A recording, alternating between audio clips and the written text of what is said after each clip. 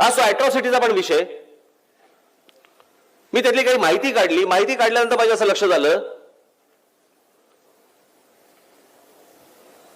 की तिकडे आहेत काय काय त्यांचे ते सरकारने निवडलेले काही गोष्टी आहेत, पण त्याच्यामध्ये जर समजा कोणी कोणावरती समजा अॅट्रॉसिटी टाकली, त्याचा माझ्याकडे कायदा आहेत, पेपरच आहेत माझ्याकडे, गाडीत राहिले ते माझ्याकडे.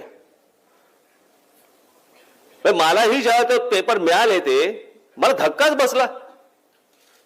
मी म्हटलं अॅट्रॉसिटी म्हणजे हे? समजा एखाद्याने एखाद्यावरती अॅट्रॉसिटी टाकली आणि ती जर समजा कंप्लेंट पोलीस स्टेशनला जर समजा दर्ज झाली तर 60,000पासून 4 लाखापर्यंत ची किंमत आहे आणि ती पोलीस स्टेशनला दर्ज झाल्या झाल्या 25% रक्कम ही ताबडतोब त्यांना हातात दिली जाते. म्हणजे 60,000चे 15,000, 2 लाखाचे 50,000, 4 लाखाचे 1 लाख. हे केस पुढे चालू आहे, केस पुढे चालू राहील.